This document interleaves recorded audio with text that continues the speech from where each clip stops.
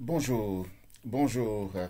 Euh, je reviens aujourd'hui vous entretenir d'un ouvrage que j'ai depuis un moment, depuis en réalité le 10 août 2024, mais en réalité j'ai connu l'auteur, ou comme on dit l'autrice Kumbasal, venue du Canada, invitée par le Salon des auteurs organisé par Mimo Dia et le jeune Cham dans le 14e arrondissement. Son intervention qui portait sur son dernier ouvrage, Les Vendus du désert, un ouvrage osé, un ouvrage vrai, un ouvrage authentique, m'amène effectivement à vous parler de l'immigration clandestine, de son ouvrage, Les Vendus du désert. Mais permettez-moi de vous dire qu'aujourd'hui, par exemple, on est le 29 décembre 2024.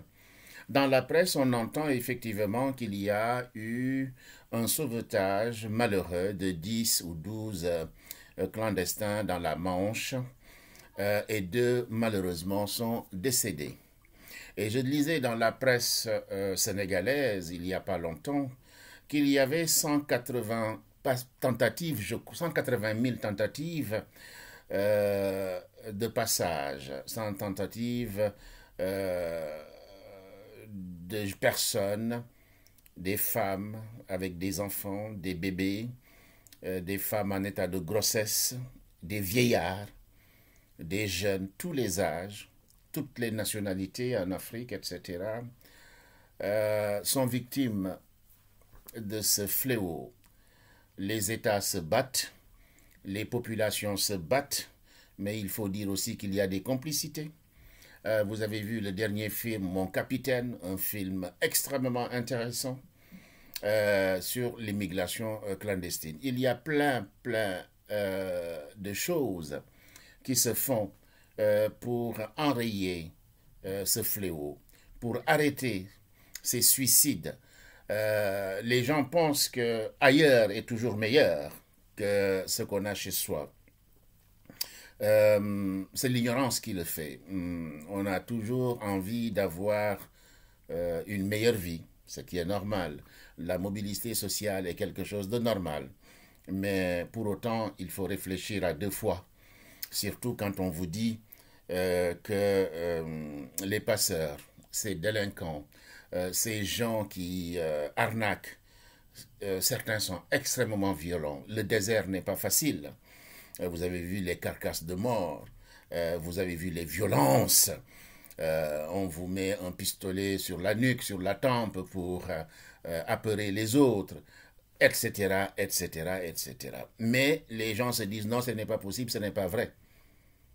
Ils doutent toujours tant que ça ne les arrive pas. Dans le bateau Mon Capitaine, on a bien vu des gens qui ont dit je veux retourner. On a vu une vidéo aussi, je pense que c'est un Ivoirien qui disait que si je savais, je ne serais pas là. J'étais chauffeur poids lourd en Côte d'Ivoire, j'avais tout. Mais je ne sais pas ce qui m'a pris, j'ai voulu tenter l'exil. J'ai voulu tenter la Méditerranée.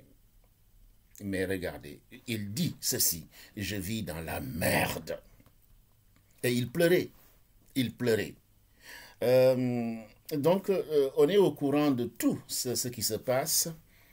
Les gens écrivent, les vidéos circulent, mais toujours les gens sont bornés au sens noble du terme, c'est-à-dire qu'ils veulent faire ce qu'ils ont envie de faire.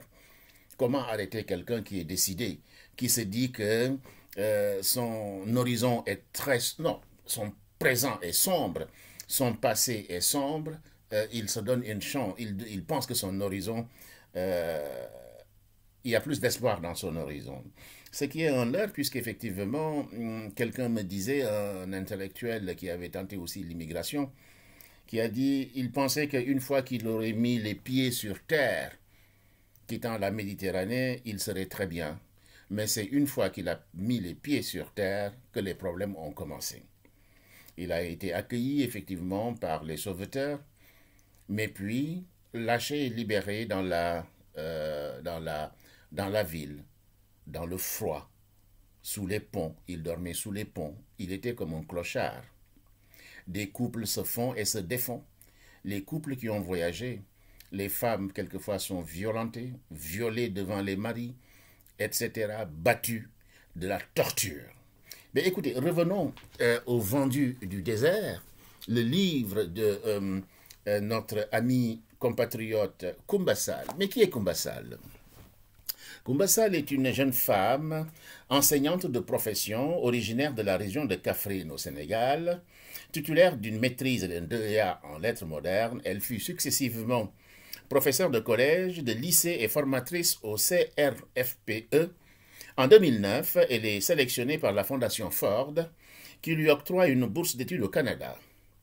Après une maîtrise en éducation à l'Université de Québec à Montréal, UQAM, un certificat en enseignement à l'Université Montréal, UDEM, et un brevet d'enseignement du français au Québec, Mme Sall est depuis 2018 professeure de français à Montréal. Après des mots pour elle, ce roman est le deuxième ouvrage de Mme Sall.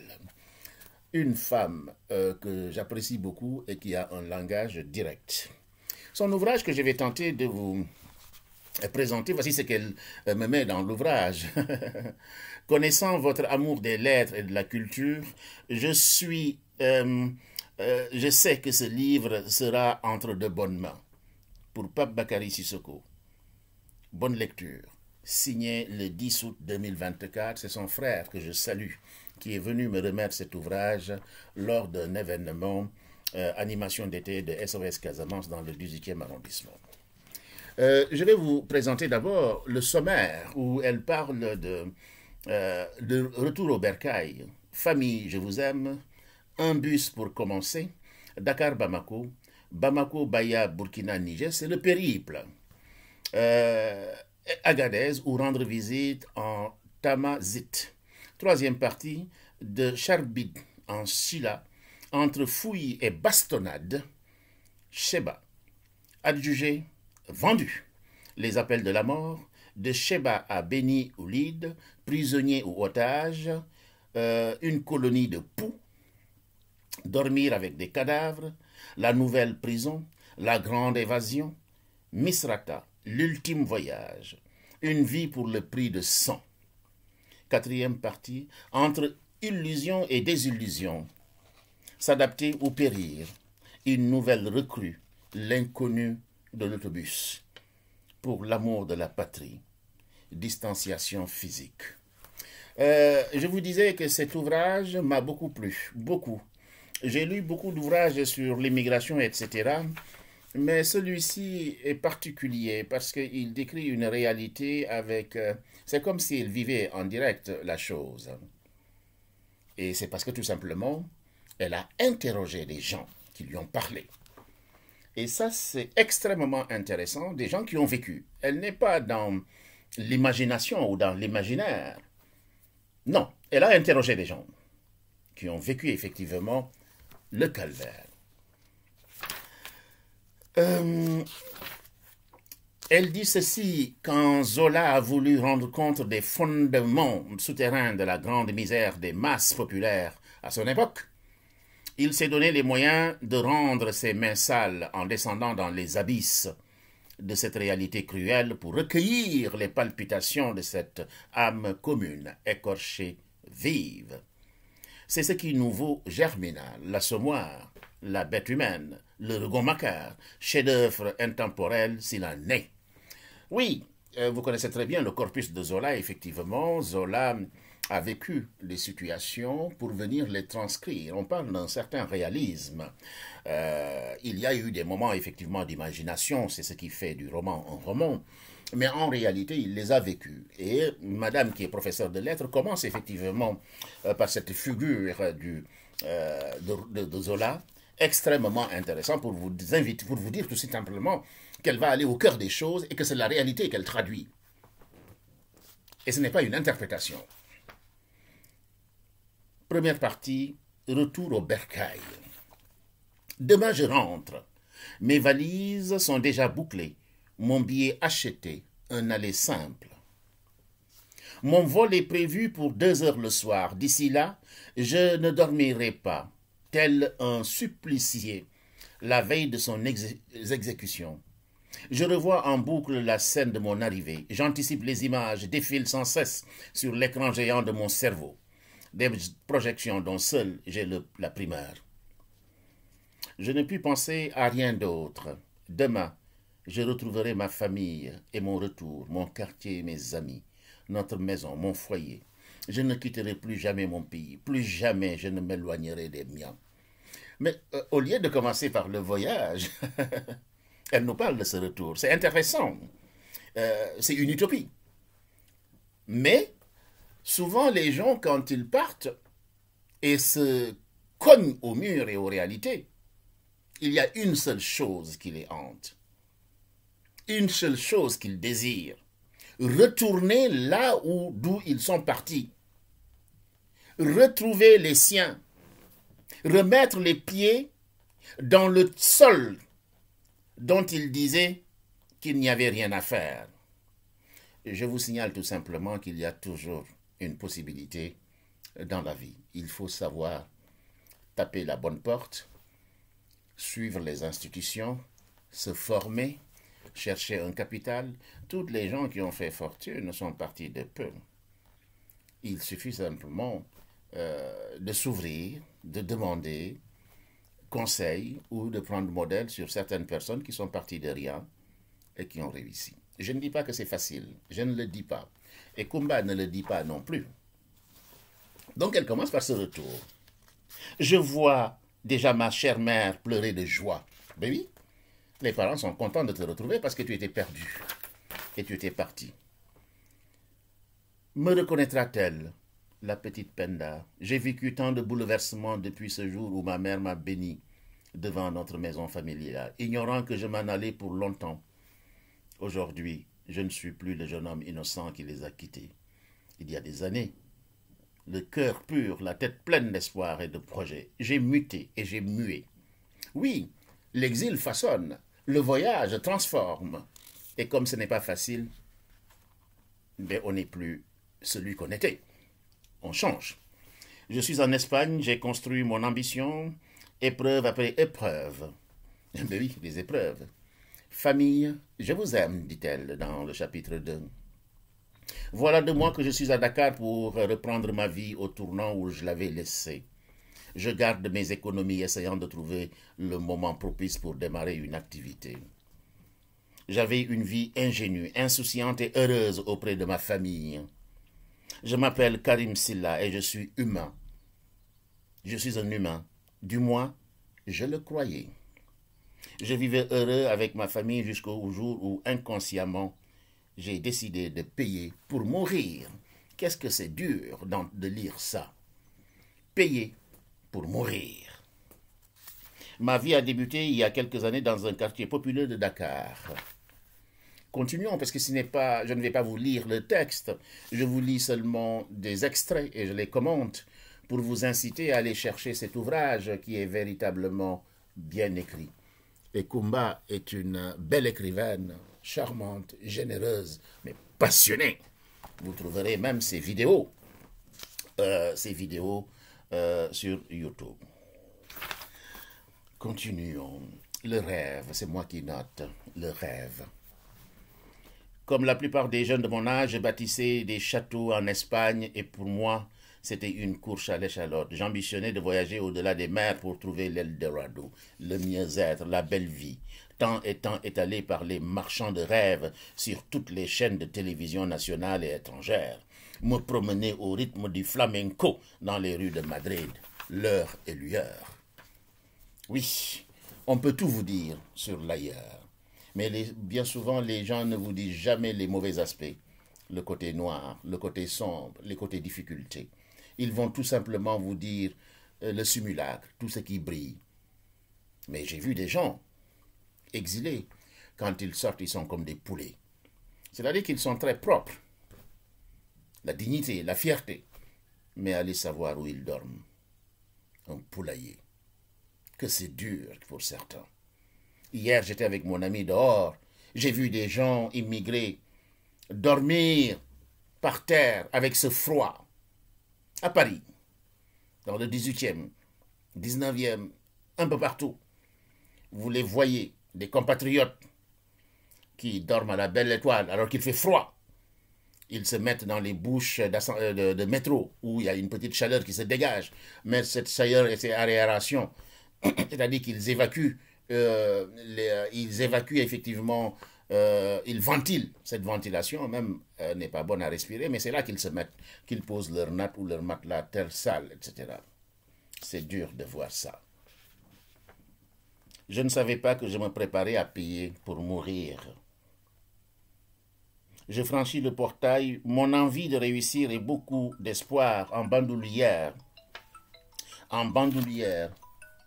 En bandoulière. En bandoulière. Excusez-moi. Quelques jours avant mon voyage, je fis mes préparatifs sans informer mes parents. Je voulais leur faire la surprise. Je les appellerai une fois en Espagne. Le jour de mon départ, un samedi matin, je quittais la maison comme pour aller à mon travail avec comme bagage un petit sac à dos. Je fourrais mes économies.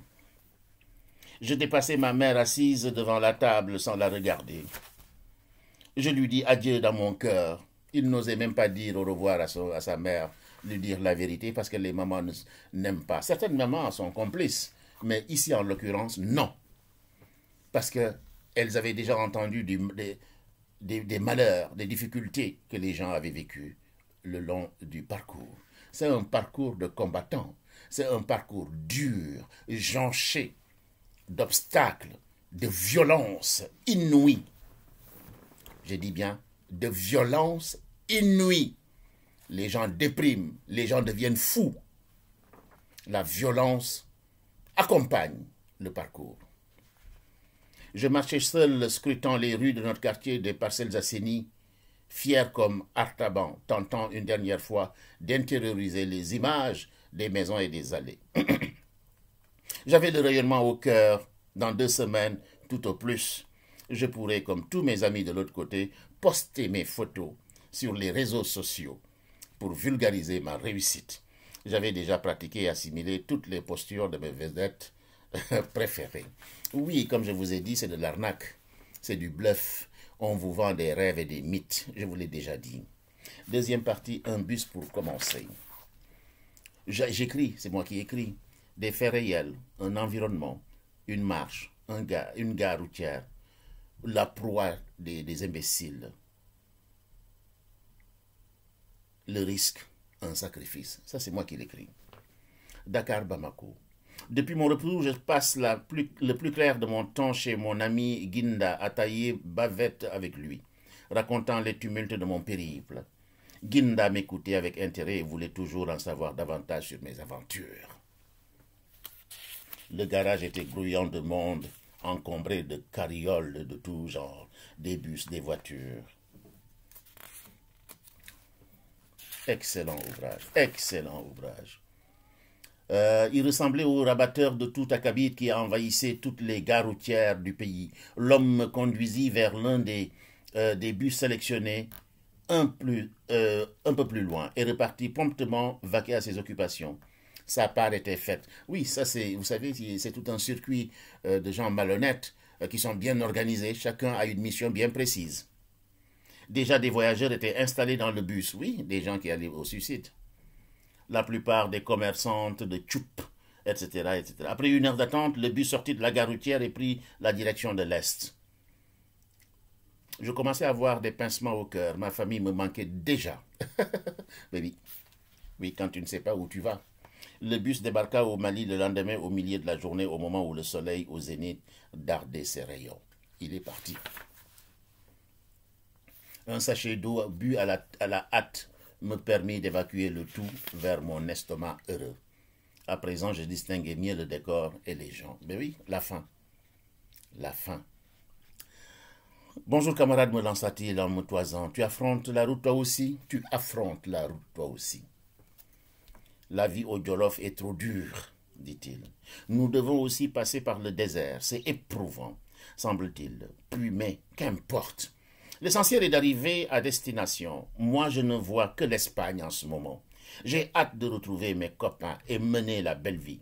Ils sont tous bien installés et ont réussi. J'en ai marre de la galère. La vie au Jolof est trop dure. Qu'est-ce que je vous disais? sur le mensonge, sur les illusions, etc. Oui, trop dur, impossible de réussir au Sénégal. Faux.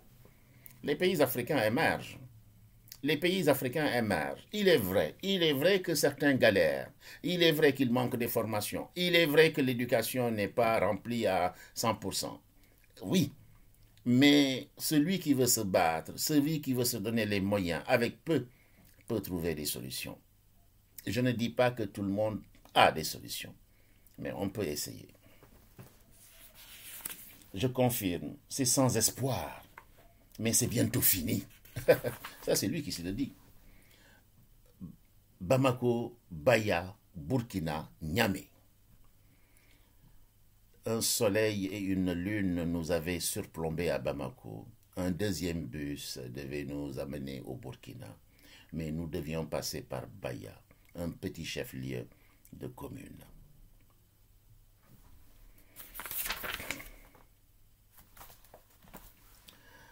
Il fallait payer entre 10 et 15 000 francs pour obtenir un laissez-passer, la corruption, l'arnaque encore. C'est un parcours qui est jonché d'embûches.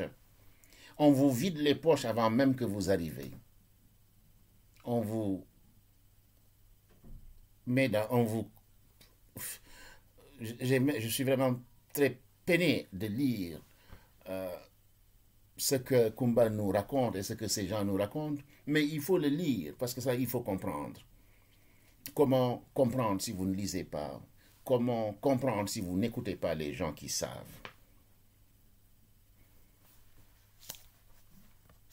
La police, le laisser-passer, la corruption.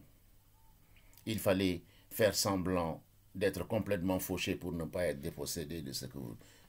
Ils regardaient même les chaussures, partout où on pouvait cacher de l'argent. Certains le mettaient dans le derrière. L'hygiène, le manque d'hygiène. Vous ne vous lavez pas. Vous traversez le désert, le sable. Un choix fait, nous nous installons tous les trois sous un étal. Toute la bande fit la même chose.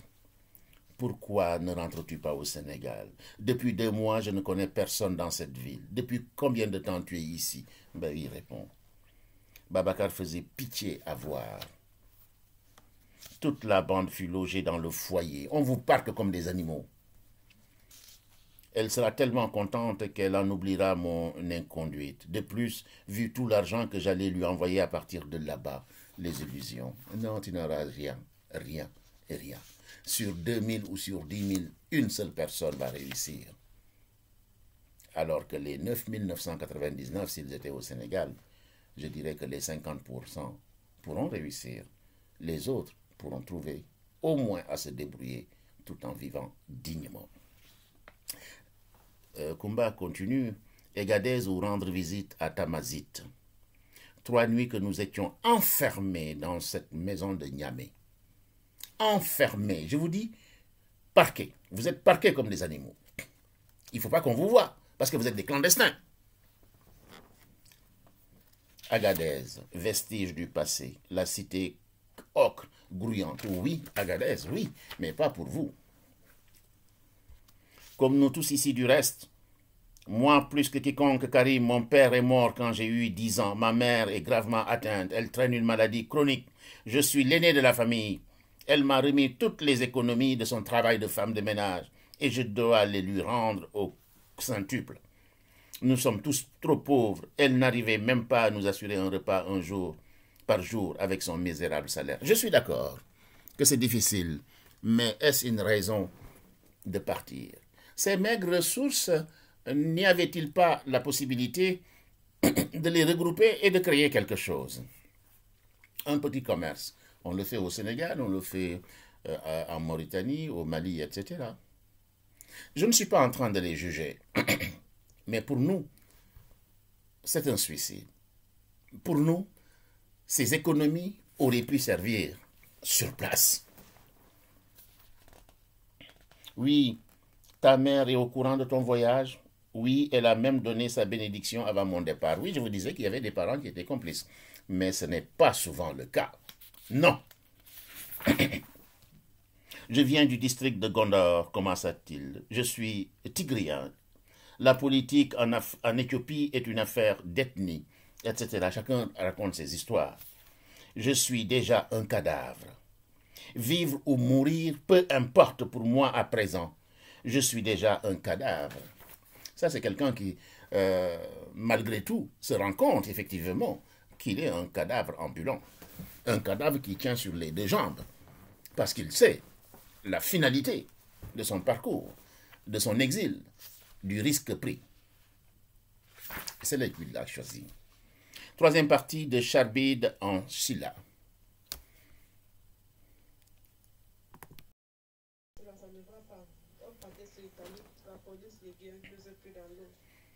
Voilà la Méditerranée. En prison.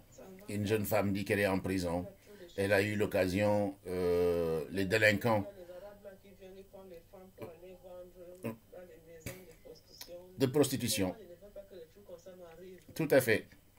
Voilà. Ce sont les vérités. C'est le coup de fil, là. Et on leur demande d'appeler la famille pour leur dire il faut payer. Il faut payer une rançon. On prend les femmes, on les prostitue. On prend les femmes, on les viole. Voilà. Et bien voilà. Et puis on te prend à une corde. Il y a des femmes qui accouchent ici sans soin, etc., etc. Et raconte cette situation délicate, cette situation difficile.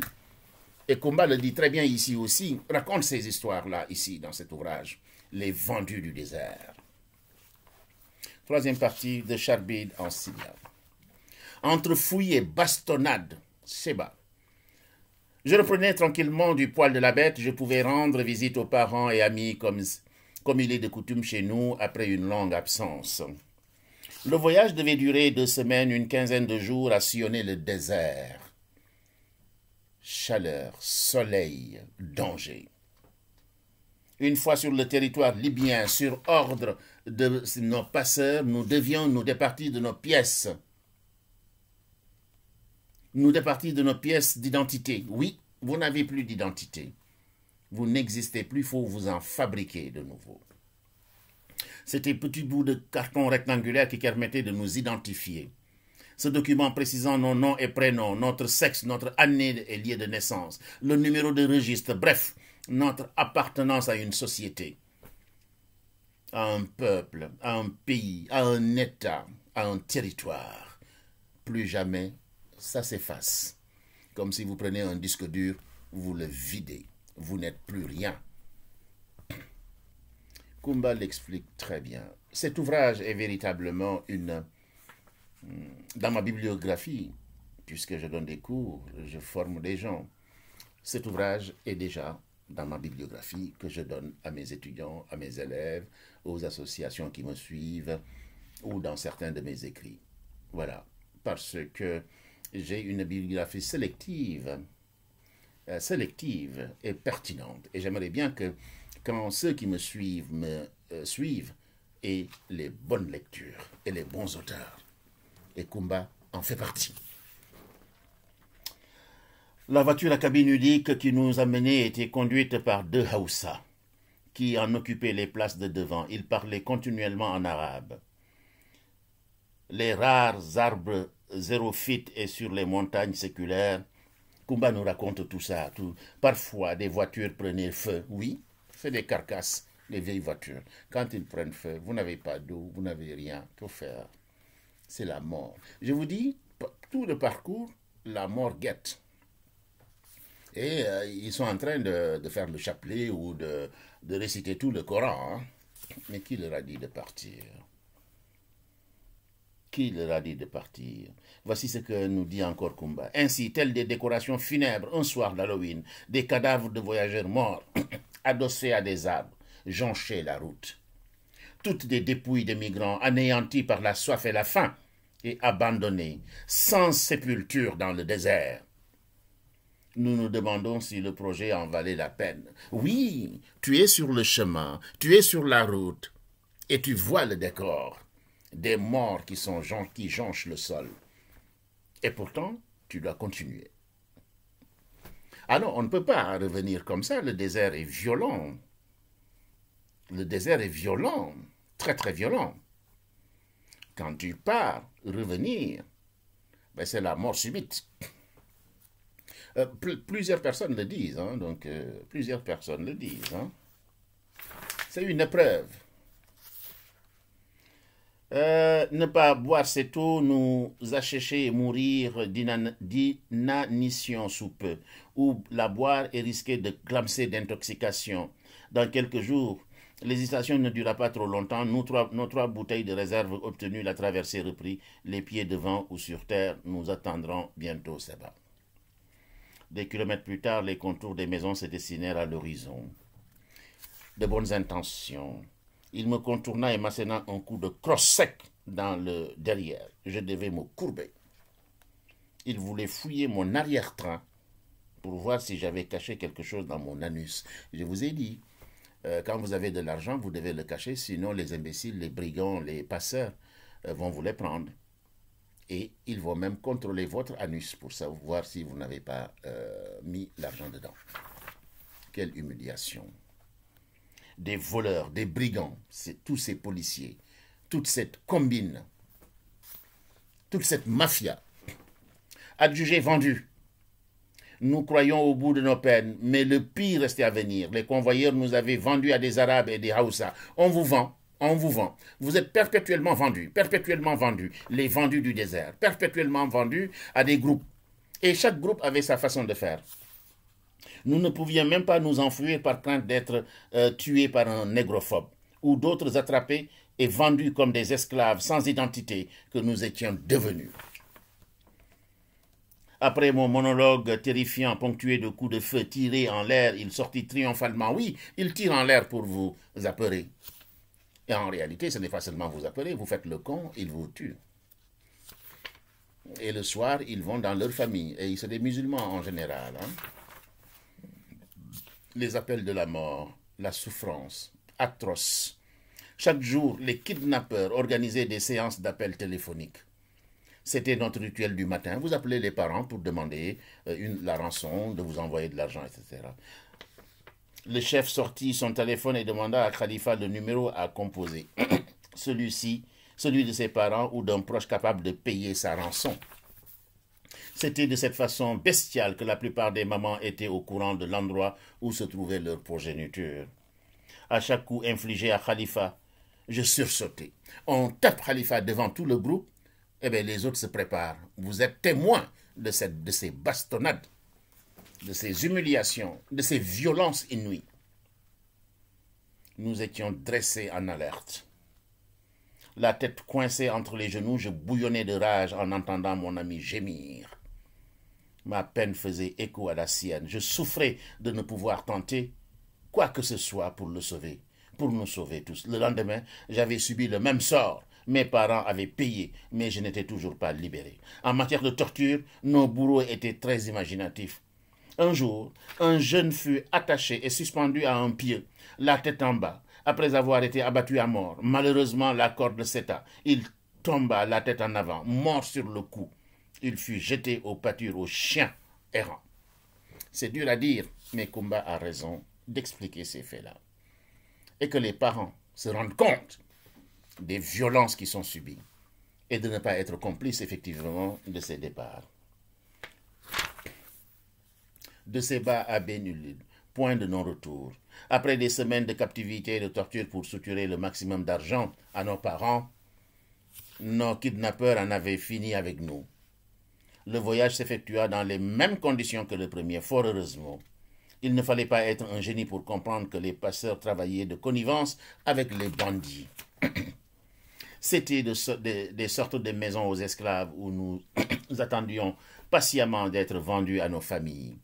Oui, on vous vend perpétuellement. Vous êtes vendus. Prisonniers ou otages. Dès que j'ai mis les pieds dans cet endroit horrible, mon cœur fut un bond. Kadhafi et moi échangeâmes un regard transi de peur. Nous avions tous le même sentiment de panique. Sans nul doute, nous venions de franchir les portes de l'enfer. L'enfer sur terre.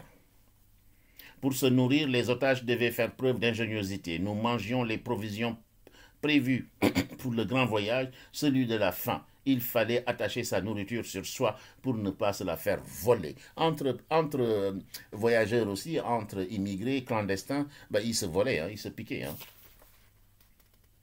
Les prisonniers de la salle fermée sortaient en premier, un à un. Ils défilaient une arme pointée sur leur dos. Oui, à toi. À qui d'autre?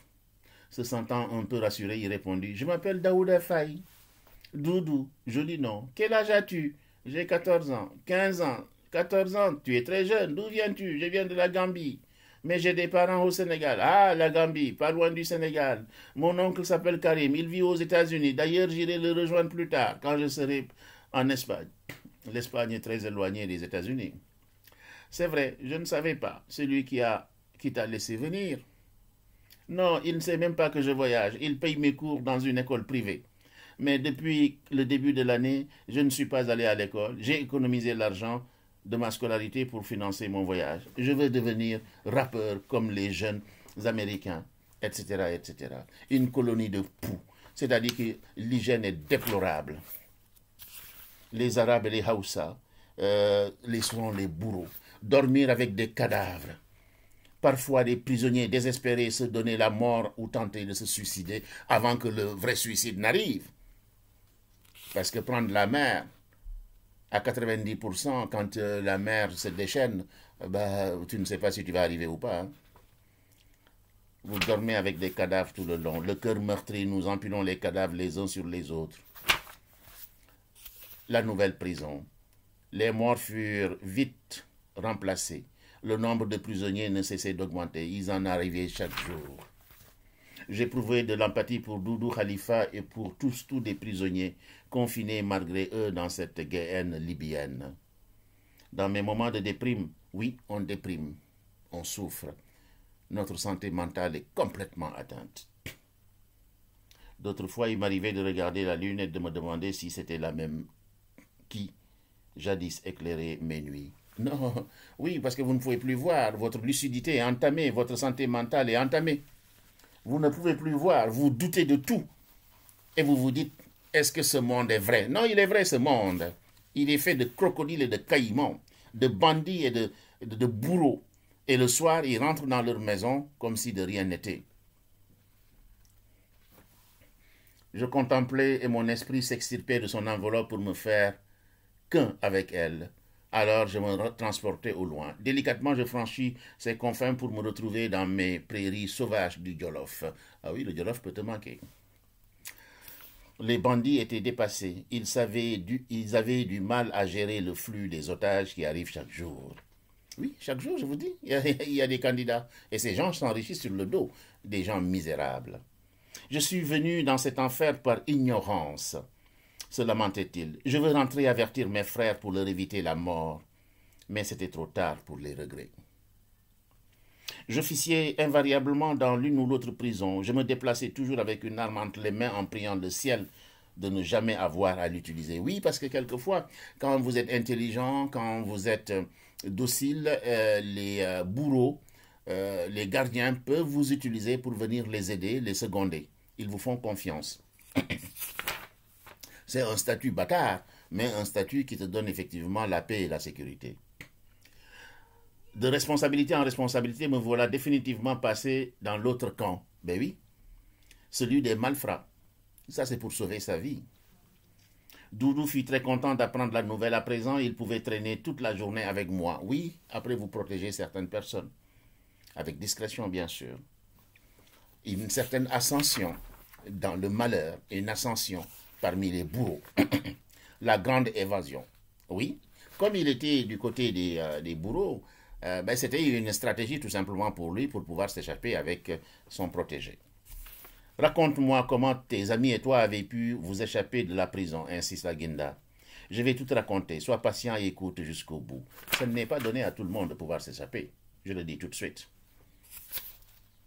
Khalifa fuyait pour échapper à la brute, il volait presque soudainement, habité par une vélocité incomparable. La frayeur longtemps contenue dans ses tripes s'était muée en un monstre qui lui collait la peau. L'aurore s'installa audacieuse comme une hôtesse indésirable. De loin, il aperçut une vieille voiture s'avancer lentement, une mini-camionnette grise qui tenait plus qu'elle ne roulait sur ce... Oui, c'est des carcasses. Khalifa acceptait sans condition et sans négocier de salaire. Il était en vie, c'était l'essentiel. Sa couleur de peau le trahissait. Être noir en Libye, en ces temps, était synonyme d'esclave. Nul n'avait besoin d'excuses pour le capturer et en faire son vassal.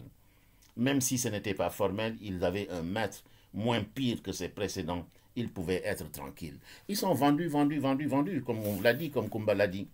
Il était le seul survivant sur plus d'une centaine d'émigrants. Comme il n'avait pas l'habitude d'y aller, personne ne se rendait compte de son absence. C'est dur, ce que Kumba écrit, mais c'est ça la réalité. Vous êtes ignoré, vous n'êtes qu'une chose, vous n'êtes qu'un esclave. Le voyage en mer vers l'Espagne. Pour réussir dans la vie et donner du sens à mon existence, j'avais tourné le dos à ma famille et mon pays, bravé le désert, les vents, les tourbillons et les montagnes. J'avais affronté la soif et la faim. Je m'étais confronté à la mort 1001 fois et je l'avais terrassé. J'avais échappé aux bandits les plus redoutables de Beni Ulide. Je ne pouvais pas me défiler devant cet ultime combat face à la mort, même si elle possédait l'océan comme arme. Je devais continuer, je devais poursuivre, et j'avais l'impératif de mettre ma vie sur la balance. Mistrata. À Mistratas, chez cet éleveur, son ange gardien émissaire des dieux pour le délivrer, Khalifa se croyait au paradis entouré de 1000 délices, parmi lesquelles sélectionner demeure une tâche impérieuse. Il n'avait pas l'embarras du choix. Il travaillait pour cet arabe qui, en échange, le nourrissait à volonté. Les semaines se succédaient et mon ami retrouvait progressivement ses forces. Le leurre, c'est un leurre. Hein? On te prend, tu es un esclave, on te nourrit. Voilà. Et ben, c'est toi qui engraisses ton patron, en réalité, par ton travail. Hein? Le corps martyrisé, mais trop heureux de n'avoir pas été en prison. Un matin, ils furent pourchassés par les chasseurs d'immigrants. Ils ne durent leur salut qu'à la vitesse de leurs jambes. Je dis, on vous chasse, on vous pourchasse pour vous attraper. Maman ou papa qui nous écoutez, chers amis qui écoutez, dites-leur à ceux qui veulent partir. Partir est tellement risqué que rester en place est mieux que partir. L'ultime voyage, pour la première fois depuis mon arrivée, j'ose m'aventurer au bord de la mer. Aujourd'hui, j'ai pris mon courage à deux mains pour venir contempler le Grand Bleu. Malgré le nombre important, oui, parce qu'on vous prépare, il y a toute une préparation. La Libye, l'Europe, avec ou sans escorte, les pirogues des émigrants sont conduites par eux-mêmes. Eux-mêmes. On vous donne un GPS, une boussole, on vous dit, vous tracez. Voilà, que tu saches naviguer ou pas. C'est un suicide, ça. La mer, la houle. Hein, des vagues de 3 mètres de haut. Des pirogues qui ne sont pas stables.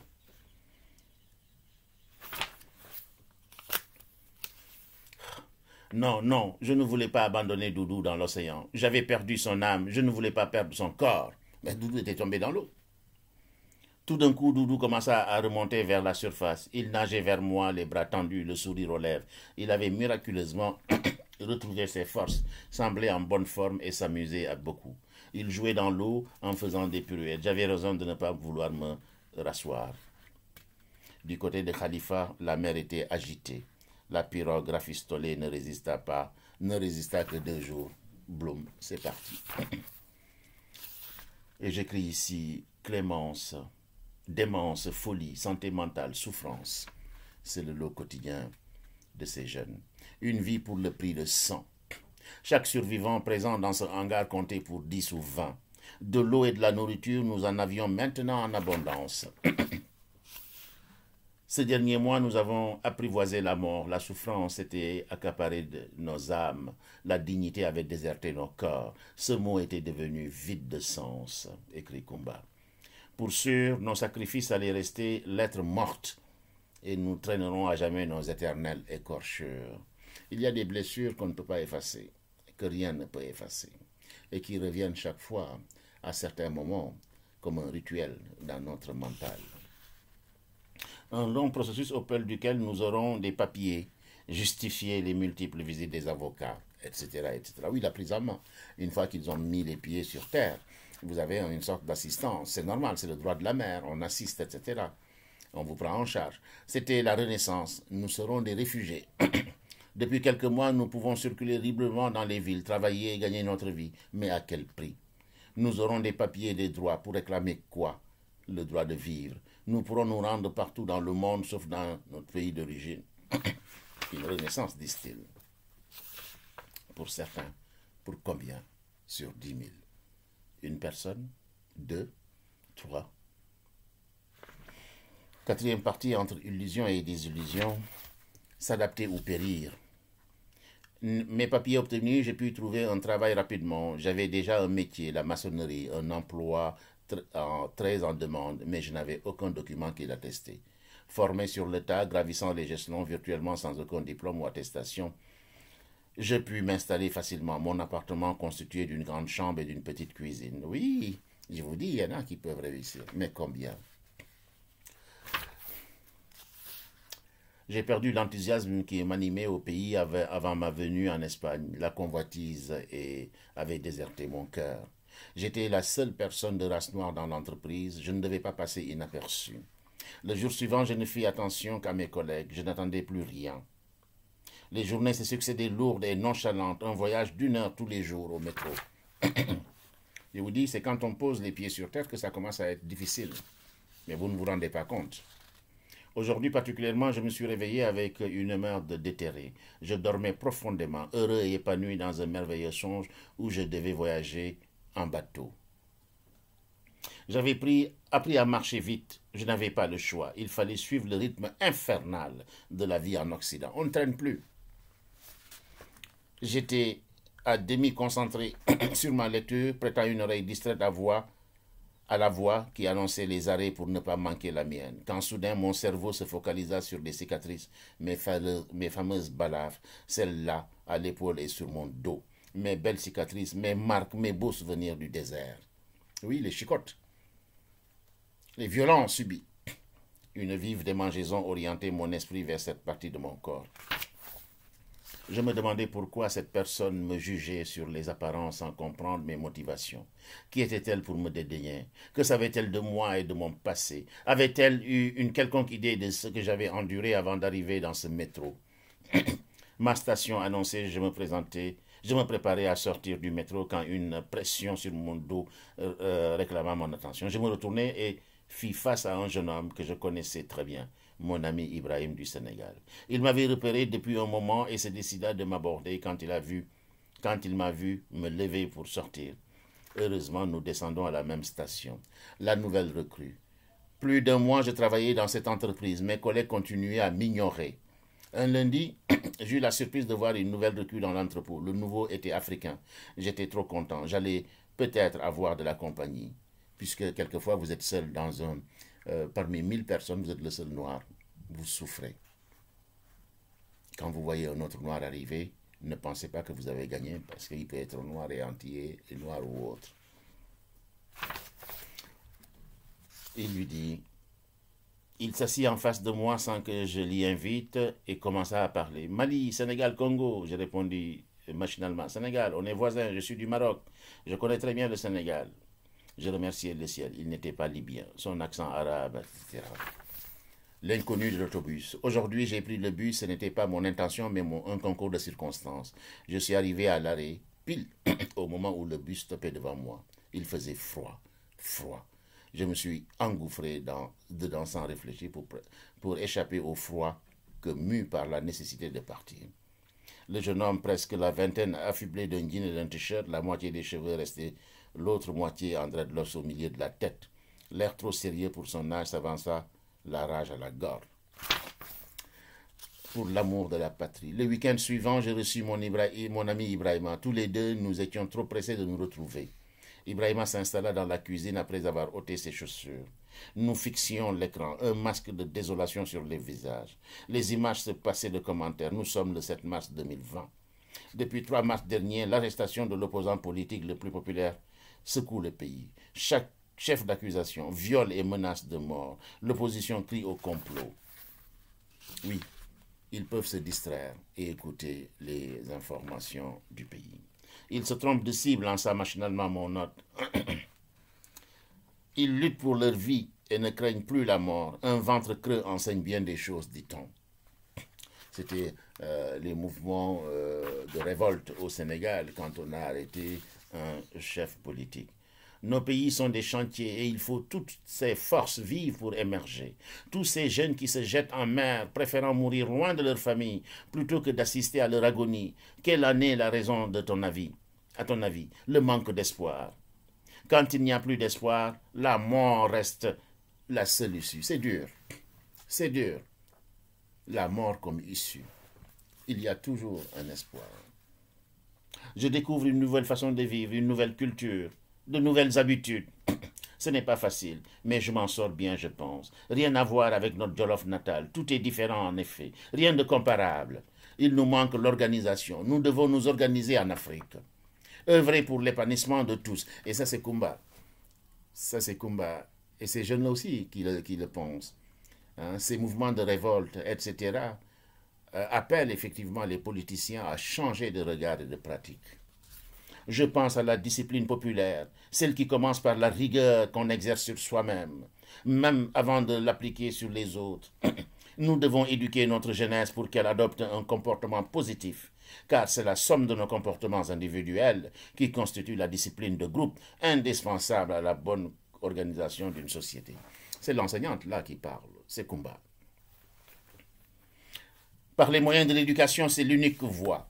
L'éducation de la masse à travers l'école. La mission de l'école, c'est d'instruire et d'éduquer. Kumba fait partie effectivement de ces gens qui réfléchissent dans le programme éducatif du PASTEF. Et donc, elle a une certaine expertise de l'éducation et de la formation, et ça se voit dans ce chapitre. Très intéressant.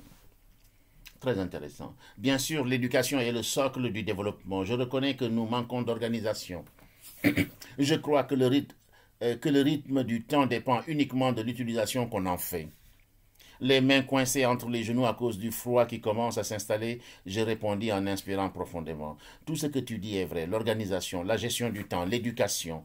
Mais je pense aussi qu'il nous manque l'obédience, la capacité de nous conformer à des règles sociétales démocratiquement érigées. Distanciation physique. Le jour et les semaines s'écoulaient tranquillement, le temps filait rapide et insaisissable. L'année tirait à sa fin, un nouvel an s'agitait. Je festinais avec ma famille dans l'austérité la plus totale. Aujourd'hui, tout cela n'a d'importance, je suis bien chez moi. Les miens m'ont accueilli avec joie. Ils m'admirent avec gaieté, parce que tout simplement, il est retourné au pays. Ils ignorent que j'ai été ballotté, que cette créature monstrueuse à plusieurs têtes nommée Sheila n'a rien vu contre moi. J'ai réchappé en multitude fois. Aujourd'hui, les miens constatent seulement que je suis bien, mais ils ne pensent pas à mon passé, au parcours, à la violence subie, à l'humiliation subie. Mes blessures à l'âme seront-elles visibles à l'œil nu? Non, ils ne sont pas visibles, tant que tu ne pètes pas les plombs. C'est ma seule vérité. Est-ce suffisant pour prétendre à la vie? Je n'en sais plus rien. Le doute m'envahit. Mon expérience douloureuse est ma seule certitude. Elle doit servir d'absolution à tous ces jeunes qui, espérant trouver la fortune aux antipodes des océans, bravent la mer au péril de leur vie. Kumba est lucide et nous alerte comme effectivement ce Messie qui nous dit. Mais non, ce n'est même pas un Messie. C'est Kumba est réaliste, pragmatique. Elle comprend la difficulté, mais incite à se battre, à s'organiser, à se prendre en main. Qu'ils sachent qu'ils sont les bailleurs et les bourreaux pour orchestrer leur assassinat par des gangsters redoutables. Kumba termine, et je terminerai là. Le monde entier doit apprendre que ces candidats à l'immigration endurent. Ils doivent savoir que pour 10 jeunes arrivés à bon port, 90 autres ont péri. Le renoncement n'en vaut certainement pas la peine, car rien ni personne ne peut remplacer une vie. Voilà mon oraison, mon devoir de mémoire.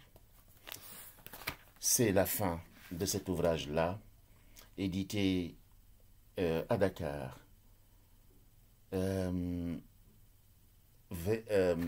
un excellent ouvrage que je vous invite à lire, que je vous invite vraiment à lire parce que notre compatriote a fait fort. Elle a fait fort.